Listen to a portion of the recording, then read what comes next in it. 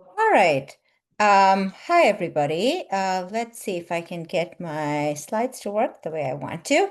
So today we're going to talk about transition in cardiac physiology, and we'll go through fetal life and a little bit beyond. So by the end of this talk, what I would like you all to know and remember and use in your daily practice is all the factors that impact and regulate myocardial performance, systemic circulation, pulmonary circulation in our transitional period from fetal to through the transition period into the newborn infant. And then we're going to talk a little bit about, I'm not going to focus a lot, talk a little bit about how you use this information to assess the cardiovascular function. So like I said, we're going to talk about the heart and how it functions. And then we're going to talk about the systemic and the pulmonary circulations through the phases of fetal, transitional into the neonate. And we're going to do a little bit of a deep dive. I will start by saying that you will see a lot of redundancy in the information that I'm providing to you. Most of this stuff you already know. The whole idea of doing this slideshow the way it is for you guys to be able to consolidate all that information as you're hearing it again and again, so that it's kind of then stuck in your head and you can use it for your boards and at the bedside. Um, I also will say that I like to talk to you guys when I'm doing this. So I am okay if you want to unmute and reply to my question. You can also very liberally use the chat box to answer to the questions that I'll have in this talk. It works best if you participate, and it's a lot of fun. All right, so we'll start with the circulation portion of things. So here I have a picture from a paper by Reichik from several years ago that kind of what I want you to focus on is only the plumbing, the anatomy of fetal circulation. And you can see some big ticket items here: placenta, liver, lungs, heart. And then I want to ask you, what are some unique things in the plumbing in this fetal circulation? What is here that is not there, especially in an adult? Maybe in a neonate, but not an adult. You can write in the chat box. Ductus venosus, nice job, Amir. Good. What else? Ductus arteriosus.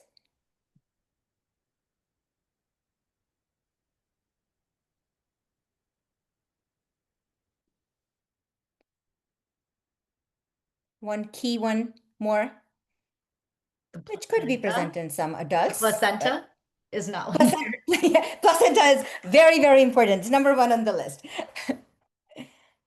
PFO, there you go. Wonderful. So let's see. So unique to the fetal life, you need a placenta. Obviously, you can't do without that. You have your umbilical vein and your umbilical artery. You have a ductus venosus, the structure that connects the umbilical vein to your inferior vena cava. You have an opening between the right atrium and the left atrium, which is your foramen ovale. And then you have a connection. So right here, if you can see my arrow, is the pulmonary artery. And this candy cane right here is the descending aorta. And there's a tiny little structure that connects both of those, and that is the ductus arteriosus. So you need a placenta with the umbilical vein and arteries, you need the ductus venosus, you need a foramen ovale, and you need the ductus arteriosus. Wonderful. Moving along just fine. Now, the next thing, we talked about the anatomy, we talked about the plumbing. Now I want you to think a little bit about the flow. And when I talk about the flow, what I want you to think is what percentage of flow is going where? And I want you to think about what is unique in the fetal circulation as far as flow goes. Some flows that are not present in adult life.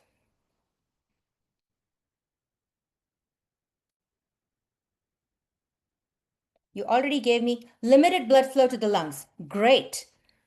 And if you look closely at my picture and did the math here, what percentage of blood flow is going to the lungs?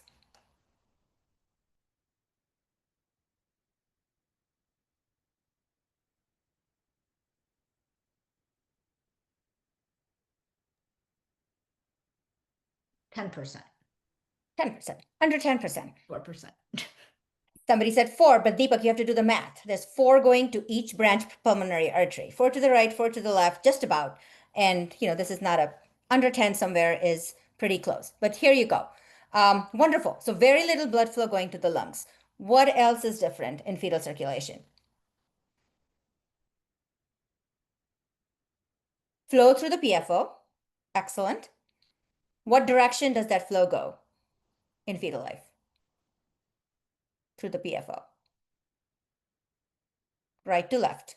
Excellent. What else? Increased PVR. Yes.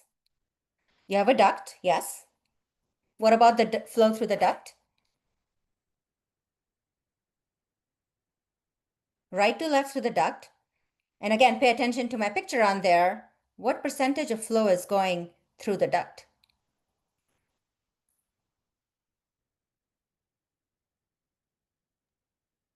57%. Is that a lot or is that a little? What is it?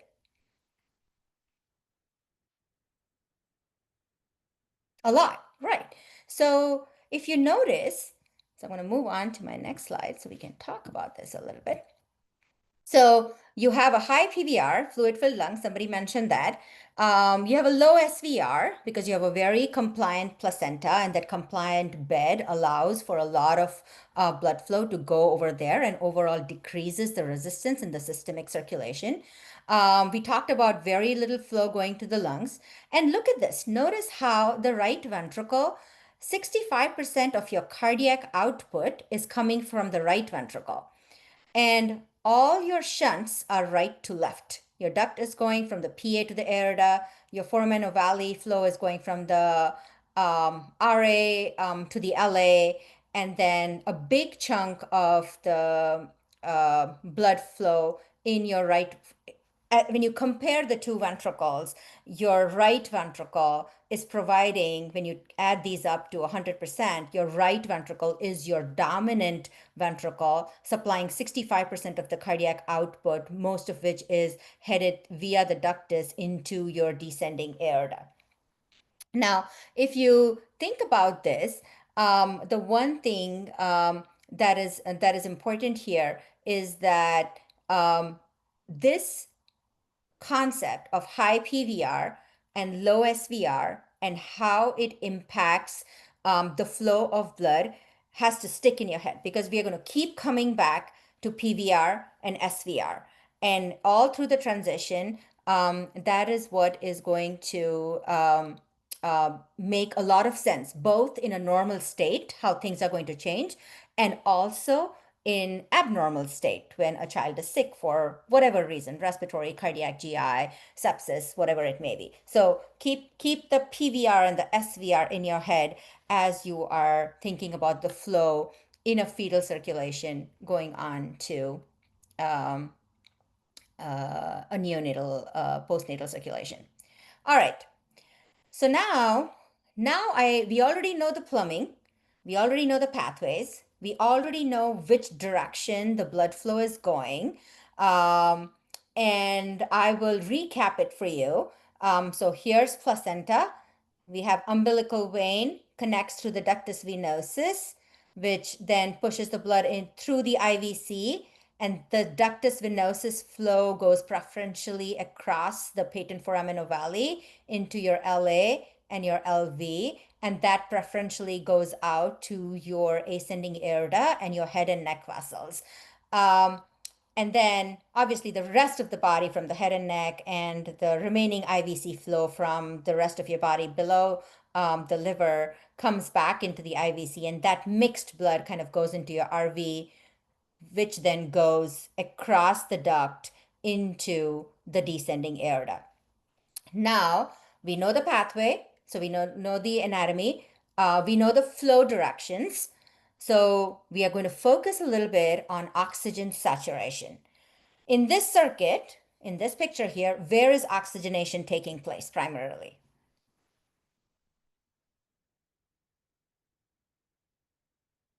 Placenta. Beautiful. In this circuit, all of here, where do you think, what vessel or chamber has the highest oxygen saturation? Umbilical vein. Do you know what that highest oxygen saturation is?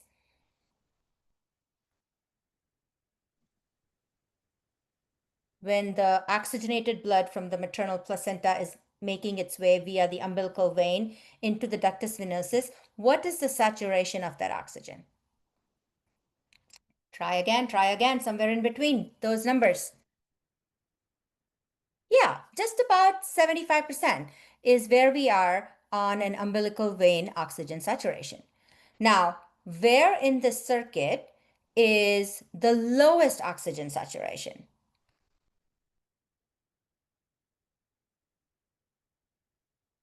Right. And what is that lowest oxygen saturation?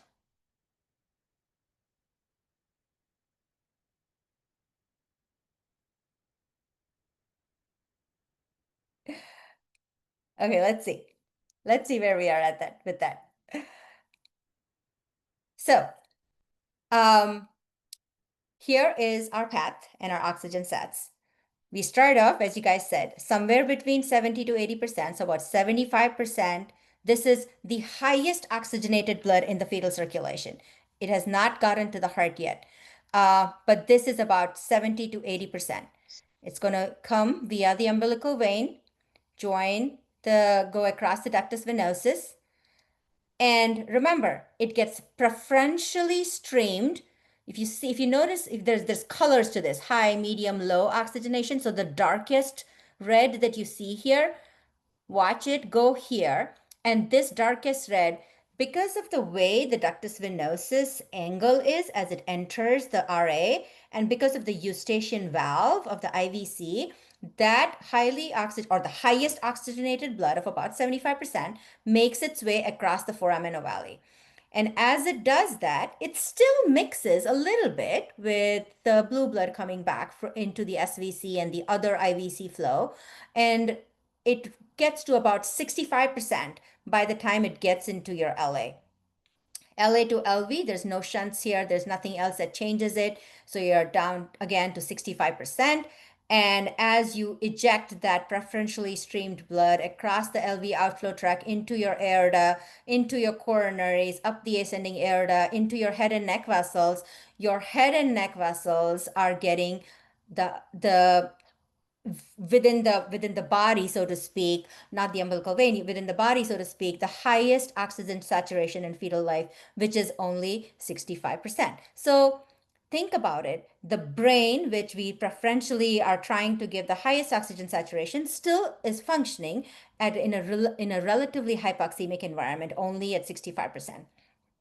And then the rest of the blood from the SVC and the IVC, which goes across in from the RA into the RV at about 55% in the RV, heads out, and then mixes a little bit with the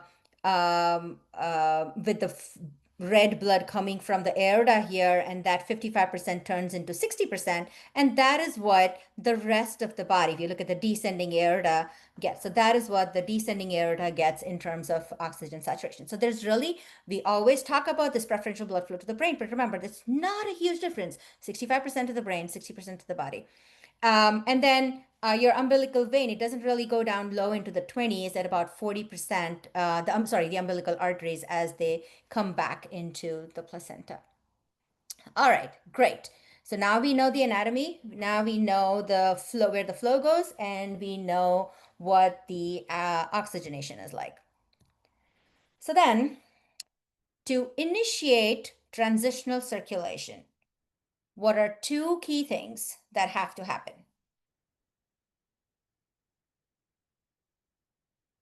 at birth?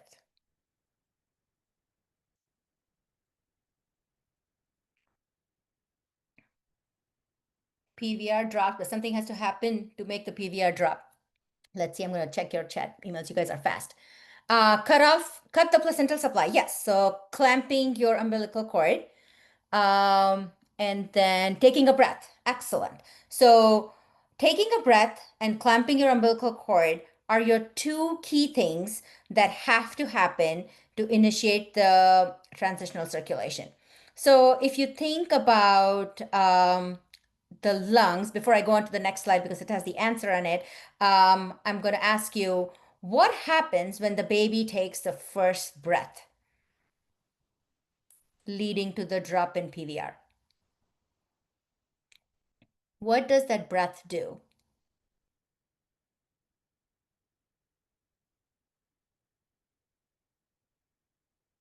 Increase oxygen, yes. Oxygen is a pulmonary vasodilator. Excellent.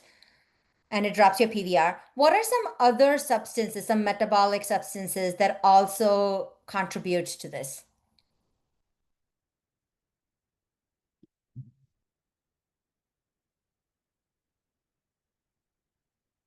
Yep.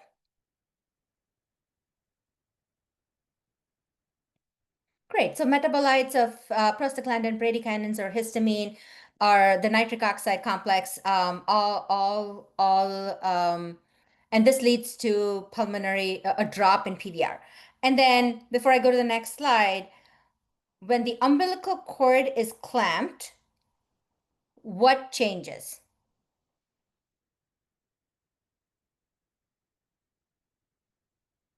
What is the impact of clamping the umbilical cord? Yes, it increases your afterload.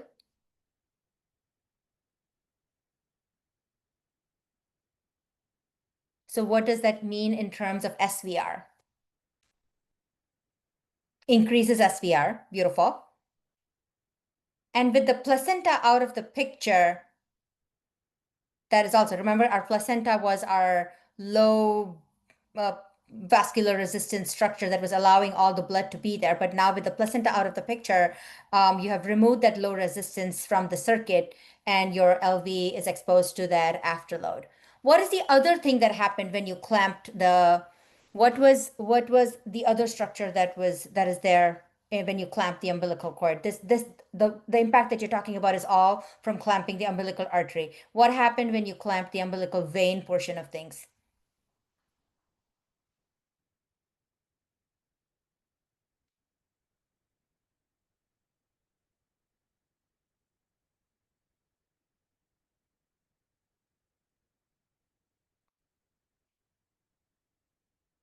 Cut off supply from the placenta.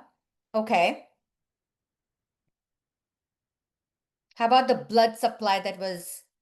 Yes, wonderful. Decrease preload. So did everybody make that connection? When you're clamping your umbilical vein, you are decreasing the amount of blood flow that is joining at via the ductus venosus. And that extra whatever 25 to 30% that was flowing across the patent foramen, across the foraminal valley during fetal life no longer exists. So that percentage of blood is gone. So the it decreases the preload on that end. Wonderful. I think we got to most of the main questions. So here's a schematic which kind of talks about what we already went over as you guys are answering these questions. So two key items. Your lungs have to breathe, so the child has to take a breath, and your umbilical cord has to be clamped. So you're separating the placenta from here. Once the child takes a breath, the lung liquid is replaced with air. We talked about oxygen being a pulmonary vasodilator, dropping the PVR, which decreases the afterload for the RV. And there's increased pulmonary blood flow now. So more blood. Remember, there was less than 10% going into the lungs. And now, as things are going to transition along, a lot more. Do you know what is the increase in pulmonary blood flow when this change happens? How much more pulmonary blood flow there is from transitioning from fetal to neonatal life? 2 times, 3 times? Anybody have a number for me?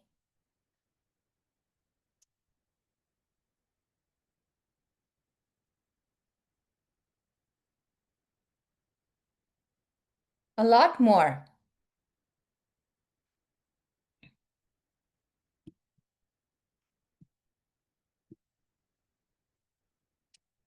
I will have you guys look up your resources, but there are numbers that show a very large increase, almost 20 times your fetal life in pulmonary blood flow with the drop in PVR and the increase in pulmonary blood flow.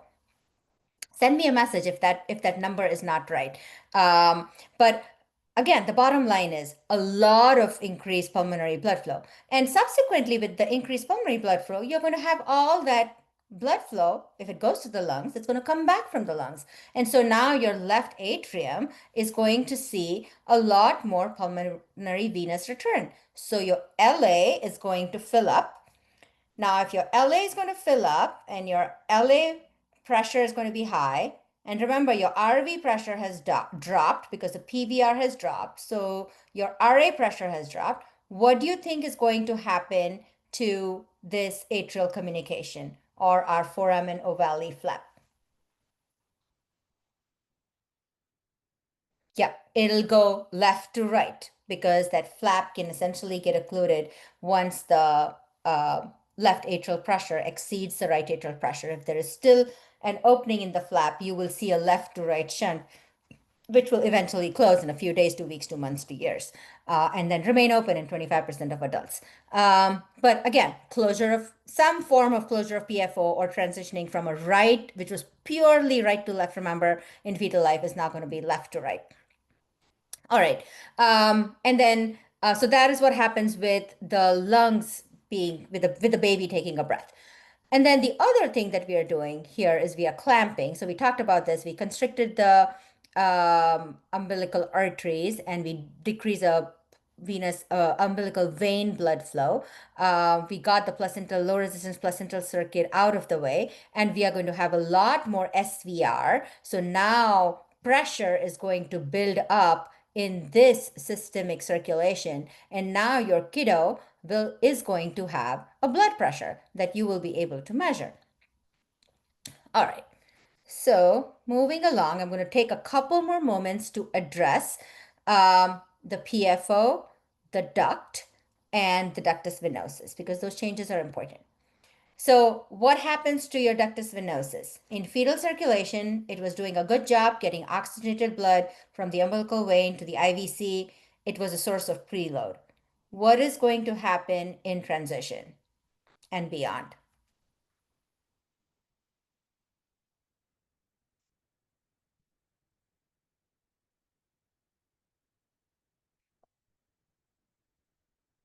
Collapse, okay?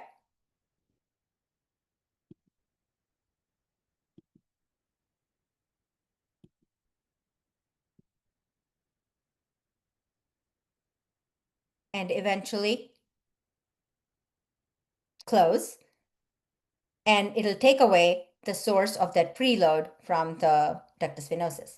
Okay, wonderful. So operationally ineffective, LV loses that preload. What is going to happen with your foramen ovale? We just went over this.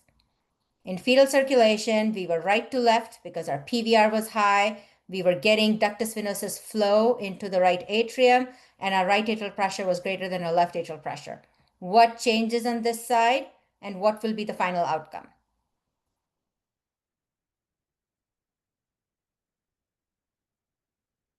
I told you there's a lot of redundancy in my talk. It's just so that you'll remember.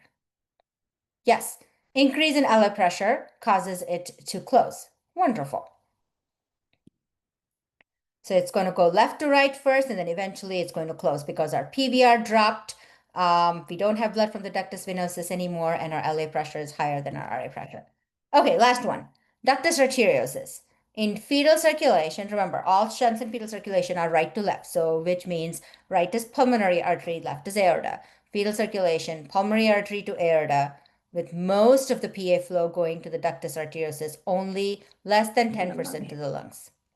So what Gracias, happened? Solcita, gracias. So what happens in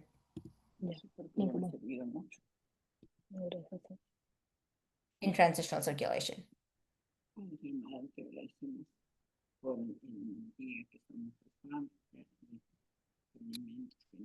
Yes, the amount of flow through the ductus is going to drop significantly. Yes.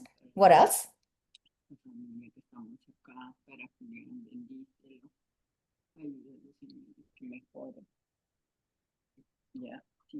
Can somebody online mute, please? Thank you.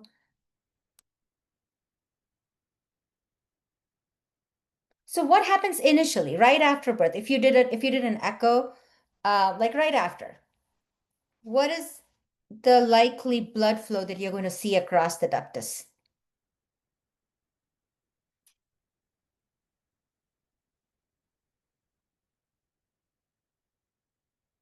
Bidirectional, yes. Does anybody know why? Or let me ask that question another way. When does it go left to right and when does it usually go right to left? There's always different scenarios, but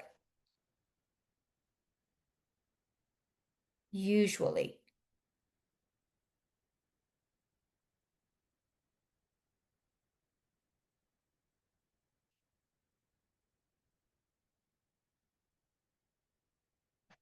Cardiac cycle. Try cardiac cycle. Within the cardiac cycle, systole versus diastole.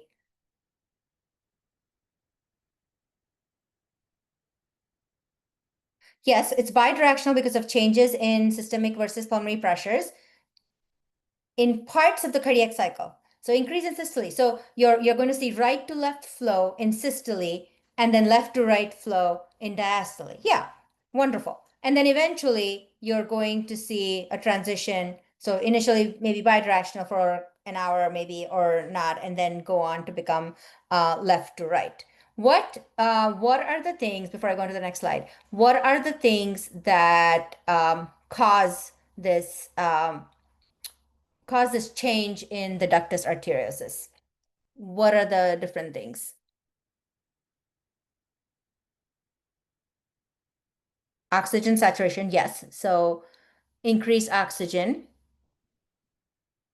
Yep, drop in prostaglandins. Wonderful. All right, here we go. So you're going to have, um, with lung aeration and umbilical clamping, PVR drops, SVR increases. So blood is going to go more initially bidirectional and then left to right, and then close. We talked about the flow in systole versus diastole, and then increased oxygen, drop in prostaglandins, and then contraction of the smooth muscle, eventually leading to closure. Wonderful. All right. How do the roles of the ventricles change after birth?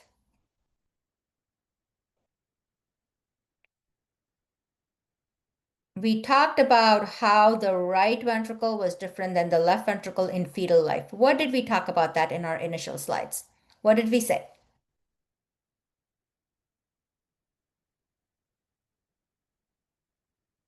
I like it. LV, let's see.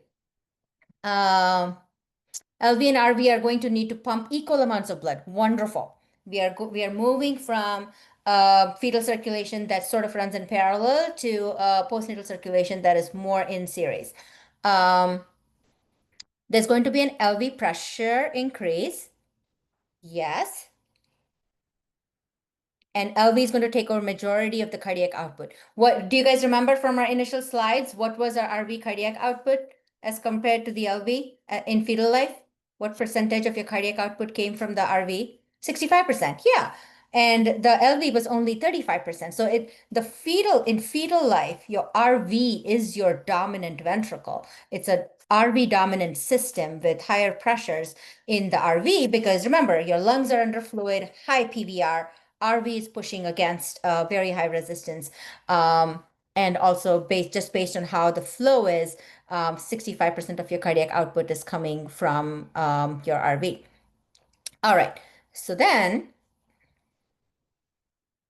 I am going to show you a picture and we are going to, this picture looks complicated, but it's actually a replica of what we have already seen. The heart is just cut up in a way where they are trying to separate out. So here is your RA and RV. Here is your patent foramen ovale with the connection from the RA to LA.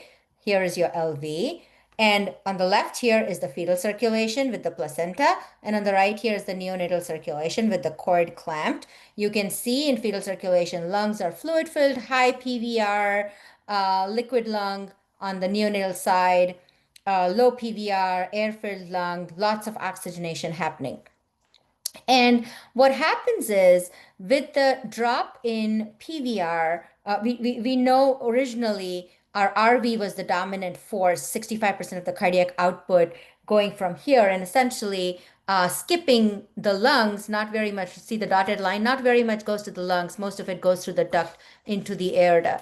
But in neonatal life, as the changes happen, the LV, because of more blood coming back to the lungs, more venous return, increased preload in your LA, and more flow to your LV, and a high SVR on the other end, your LV is going to become your dominant system.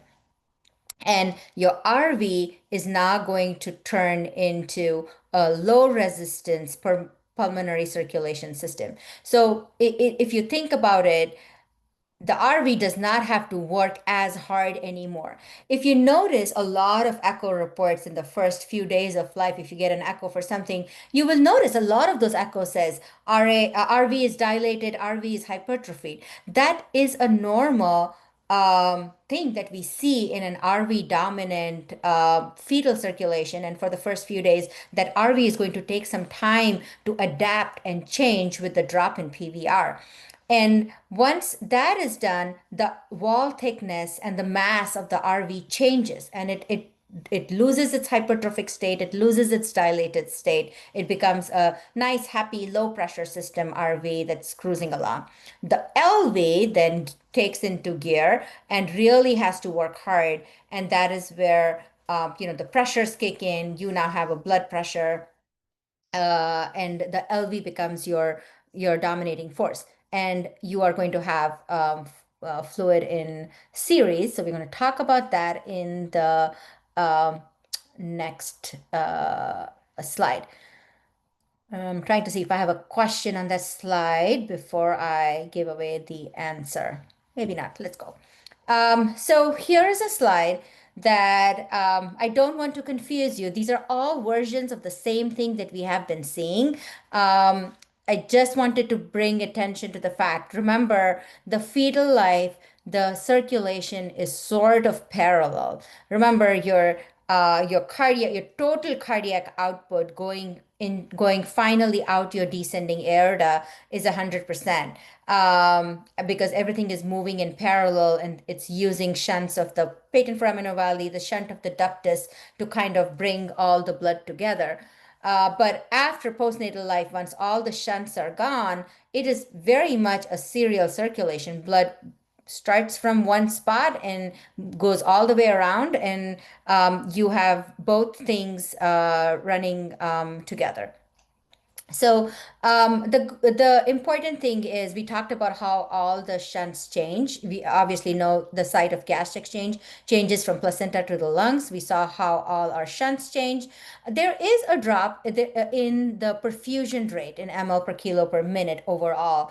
The fetal heart has to work a lot. There's a combined ventricular output of 450 ml per kilo per minute, and then on postnatal that drops significantly to more in the 200 range. And then there's some shift in the heart rate too, fetal heart rates being higher than neonatal heart rates. And then yes, we just talked a lot about systemic circulation. Wonderful. So then I'm going to change trajectories a little bit and talk a little bit about myocardium, fetal versus neonatal. Unfortunately, I don't have as many questions as I did for the first set of lives, but hopefully nobody will fall asleep. Keep asking me a question if somebody's falling asleep there. Okay, so we're going to start here because I want to take a moment to talk about we are talking about embryonic or very early on, followed by fetal life and postnatal life. This is our period that we're going to talk about.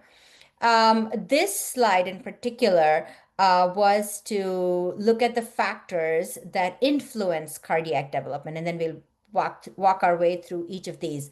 Obviously, in the embryo stage, the maternal factors of genotype, nutrition, extrauterine environment are going to be important. In the fetal life, the in addition to the maternal factors, the fetal factors are also going to come in: the placental function, angiogenesis, epigenetic modifications, and then finally, postnatally, things like the continued maternal health, gestational age, birth weight, intrapartum factors, both extra and intrauterine environment for the baby is going to determine a lot of these things. And the growth of the myocardium um, changes going from embryonic life to postnatal life.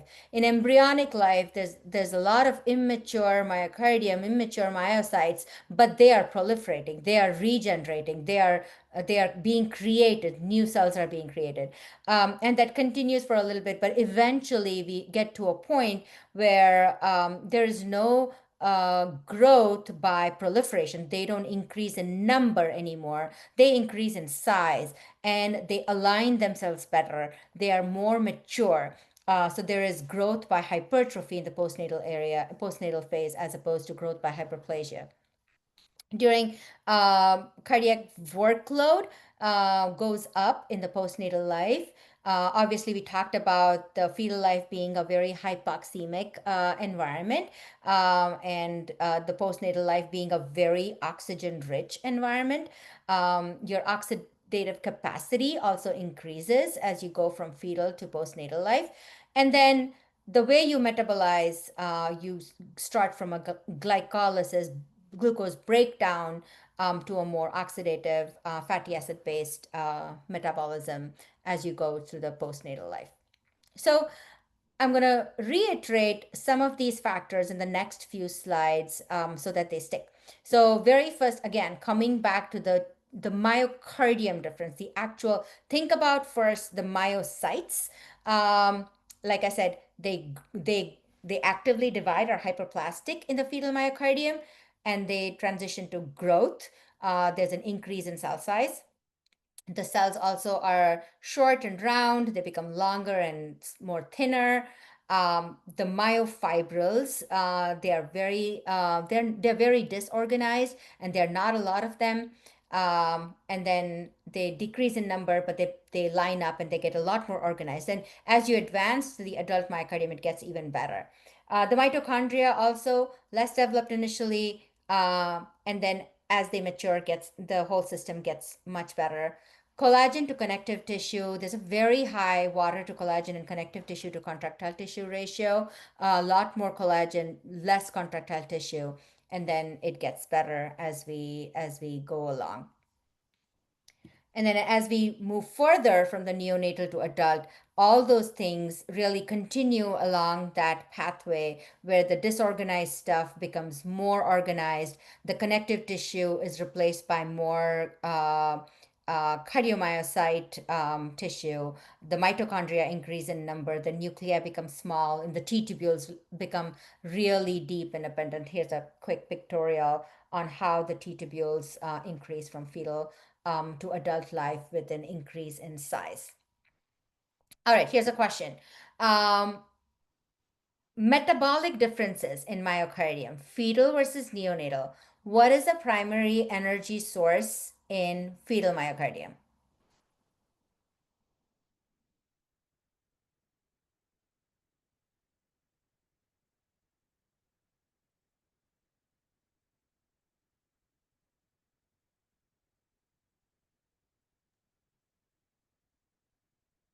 Glucose, yes. And how does does anybody know how does that um, build in together? How does that concept work in terms of the hypoxemic environment? Why does the fetus tolerate that hypoxemic environment better?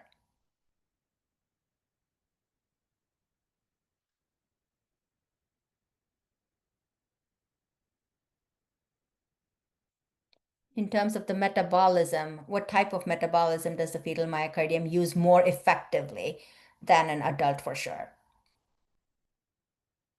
Glycolysis, yes. So they have a higher concentration of glycogen. They more effectively utilize anaerobic metabolism, and so they can tolerate the hypoxia better. And then what happens in the neonatal myocardium? What becomes eventually in a couple of weeks the primary energy source, transitioning from glucose? Fat. Yeah, excellent. So we start with glucose in the fetal myocardium and then shift to fatty acids after the first week of life. And in fetal life, our metabolism uses carbs and lactate. Um, and the neonatal myocardium can still do that, can still do some anaerobic metabolism, but rapidly shifts to using the fatty acids. All right, wonderful. And then we're going to talk a little bit about how the fetal myocardium responds um, in terms of its contractility, how it responds to hypoxia, how it responds to some beta adrenergic agents, and how is the nervous system a little bit different. So remember, our myocardium is not great in the fetal life. We have fewer cells, more connective tissue. It doesn't sit right. They don't align well. They quite don't know what they're doing. They're all over the place. So it depends on extracellular calcium because there's a very immature sarcoplasmic reticulum and poorly developed T tubules. And the neonatal myocardium is better, but not still dependent on extracellular calcium. And so calcium is a good drug in your pocket in this stage of life and in the immediate postnatal phase because it can really help your contractility. Um, the fetal myocardium is more sensitive to hypoxia, but can still tolerate it better. The neonatal myocardium is more vulnerable to hypoxia. It does not, it is supposed to, it is built, the anatomy physiology is built to be in an oxygen-rich environment. And then it has a decreased sensitivity to beta adrenergic agents. Both the fetal and the neonatal myocardium are kind of similar that way as opposed to the adult system. And the sympathetic innervation system is not so great in the fetal myocardium. And on the neonatal side, the sympathetic is still developing, but the parasympathetic is fully developed. Wanted to show you a quick slide again on the substrate that is used for metabolism. Glucose and this is neonates versus adults. I know we had talked about fetus versus neonates in the prior slide. In the neonates, initially we still use glucose, but very quickly we transition over to fatty acids. And because our oxygen consumption really increases as we go along. All right, here's another slide. And I like this slide. This is actually out of a research paper that talk about all the different factors that impact the myocyte growth, the transition in metabolism, the hormones, the regulation, and the biomarkers. And they talk, and these are in humans, sheep, pigs, and rodents. I didn't quite so much care for the other besides the humans, but it was a nice pictorial in my mind. Again, reminding us that really regenerative capacity, you can grow your number of myocytes only in the fetal life and not so much afterwards. So after the fact, like your liver can grow again, has some regenerative capacity, your heart myocytes don't. Once you're out of the fetal space, you cannot increase the number of myocytes. You can only make them grow bigger. Hyperplasia, only in fetal life. And then your transition to fatty metabolism, we talked about this already. And then to prepare for the postnatal life, this is right around when birth is happening. We talked about the structural changes that we already talked about, like the duct closing and the PVR and the SVR and all of that. But then there's also some metabolic changes that need to happen which we talked about the glucose to the fatty acid and things like that. But there's a whole hormonal section that is necessary for successful transition from fetal to postnatal life. There's thyroid hormones, there's cortisol hormones. They activate the sodium channel activity, which impacts the resorption of the lung fluid. So I know you guys know this much better than I do. When you have a stressful delivery or a C-section, sometimes you can uncover a relative adrenal insufficiency who don't respond adequately in that challenge. And there's a surge of catecholamines. The stress of labor and delivery triggers a surge of catecholamines that is necessary and prepares the newborn for the extra uterine life by promoting some lung fluid clearance and enhancing surfactant release and increasing cardiac output. So, hormones play a big role in that transition period, especially with the respiratory part of things, as far as lung physiology goes, to make that transition over. All right. What is ventricular compliance, first of all, before I ask you what happens to the ventricular compliance?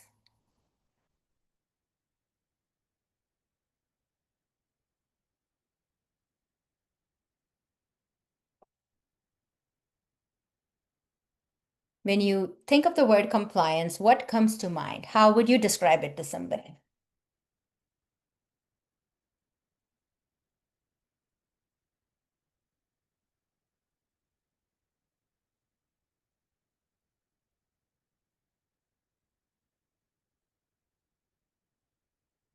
Deepak, before you tell me that it increases in adult life, tell me what you understand by the word ventricular compliance. Tolerant. Change in volume for a given change in pressure. I like how easily it can be filled. Stretch. Yes, yes, we're getting there. So, in my mind, when I think of compliance, I think that it is the opposite of stiffness. So, when I think of a stiff heart, I think of a heart that does not know how to relax. It is just tight and it does not want to relax. It does not want to fill easily. That is ventricular compliance. So, now tell me, is a fetal heart stiff or an adult heart stiff?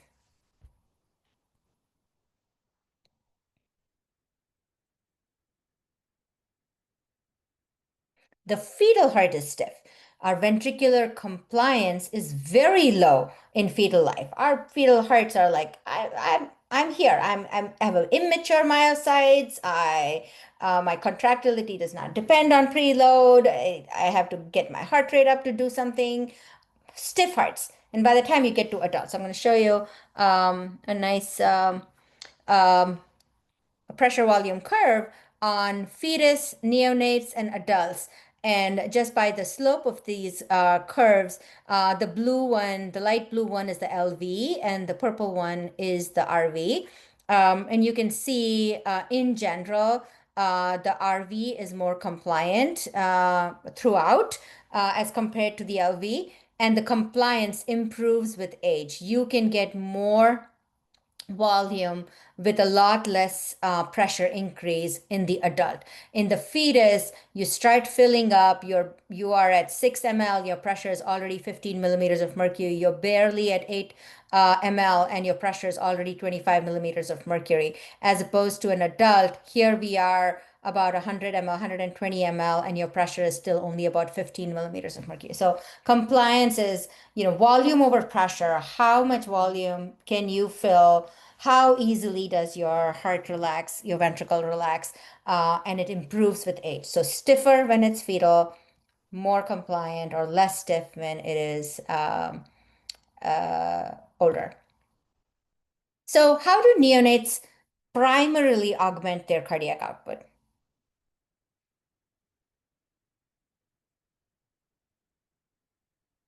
Increasing heart rate. Correct. Excellent. So here is, you guys have all seen this a lot. This is our Frank Starling curve, which shows how your preload impacts your contractility in general. With an increase in preload, your myocardial fibers stretch. We just talked about this in compliance, and it augments your stroke volume. Our neonates really don't know how to do that, and they have to increase their cardiac output by increasing your stroke volume just by increasing the heart rate. That's their only, so they use that. So up until now, I think was all the material that I had in terms of How does the plumbing, the flow, the oxygen saturations, your myocardial changes from fetal to neonate, a little bit of adult. Um, those are all the factors. And then I just have a couple slides. They're all actually from the same paper, and my citation is on there. But I think it's a great paper because it kind of puts together why all of this is important. Besides the boards, boards are very important, but why this knowledge of PVR, SVR, shunt flow, compliance, contractility, impact of metabolism, impact of hyperplasia versus hypertrophy. Why are all these things important at the bedside?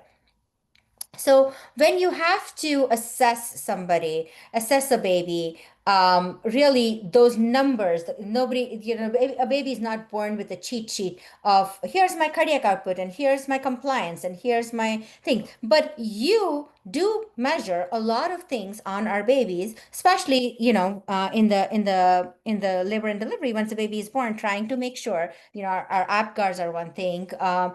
Your clinical exam, your physical exam is one thing. All our monitors are going to show you one thing. So you are going to use all these numbers to assess the cardiovascular function. I know one of my learning objectives is that you will walk away with knowing how to assess cardiovascular function, but you already know that. It is putting all that information together. What this talk I hope will help you is putting all that information together in the context of now having a solid baseline of how these things can change rapidly in that transitional period because there are so many different things. What if the PVR does not drop? What if the kid has a pleural effusion? What if the kid has a big honking pneumonia? What if the kid has a diaphragmatic hernia? How does that impact PVR? And lots of other, what if the kid has a vein of Galen? How does that impact SVR? So using all this information, so you're going to use all these things that are pictured here, most of these things anyways, to assess your cardiac function. And one of the things that can be useful is to see how the blood pressure, that because that is one number that we use quite a lot, systolic versus diastolic. It can provide some insight into the underlying pathology. So here's a flow chart that kind of talks about what are the physiologies that impact arterial pressure and how can you sort of create a flow chart in your head as to what could be the possible cause of it and what you can do to fix it. So if you have a low systolic arterial pressure, you have to think about, wait, is there not enough blood going there? Why is there not enough flow? Is there low pulmonary blood flow? Because remember, your preload is going to depend on how much blood is coming back from the lungs, which means how much blood is going to the lungs in the first place. So if your RV is not squeezing well enough, or you have a high pulmonary arterial wedge pressure, or you have PH or hyperinflation or an obstructed pulmonary vein, that is going to cause a problem and reduce your preload. You may have problems with hypertrophic obstructive cardiomyopathy or a tamponade or a pneumothorax that can be. I'm not going to go over, in the interest of time, I'm not going to go over all these details, but where your systolic pressure is, where your diastolic pressure is, you can kind of assess using your other things and then bring into all the things that we talked about in terms of the myocardium itself and response to PVR and SVR. And here's another slide. It's all from the same paper from 2024. I really liked it because it kind of gives you here in the pink is our normal. Everything works just as we want to. The PVR drops, the SVR goes up, the blood circulations are nicely separated out. We have a normal QPQS, nice stable blood perfusion. But all of these other things can happen.